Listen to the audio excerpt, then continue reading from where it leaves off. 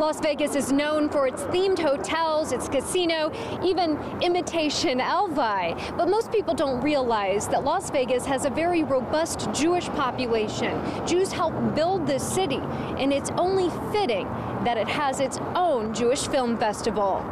The event is in its 12th year, significant because there are so many Jews living in Las Vegas, according to organizer Joshua Abbey. The estimates are between 65,000 75,000 people. Many of them are retirees. We have one of the largest survivor populations in the country. Vegas is often referred to as Sin City, a fitting description for some of its Jewish founders as well. There's a long legacy of very influential Jews that helped shape the city. The most infamous is probably Bugsy Siegel.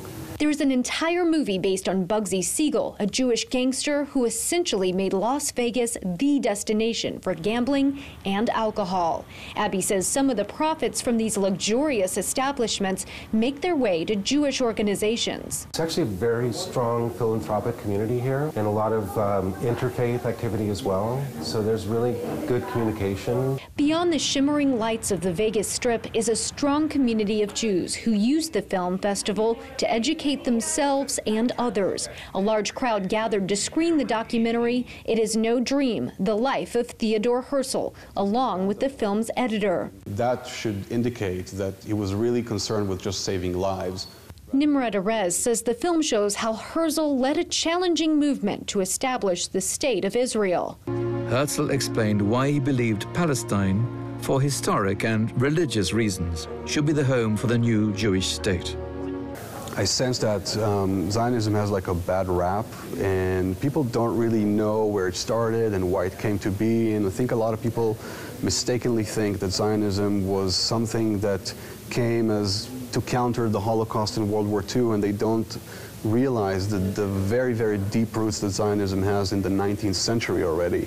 As the film explains, it wasn't until after Herzl's death that Israel became a state. His remains were taken from Vienna's Dobling Cemetery and flown not to Palestine, but to the State of Israel, declared on May 14, 1948. A little more than 50 years after the Zionist leader's prediction. And yet Erez, who grew up in Israel, found that he too learned something during the question and answer session after the film. There's always like one or two questions that make me think about a facet of the story that I never even realized, like the woman today who was asking about, why we didn't touch upon the idea of, American Jews being at first reluctant to participate in Zionism. It's something that I wasn't aware of, and it never even occurred to me to ask that question. So when you engage with the people engage with you, and you learn, and it's a great experience, and I love that.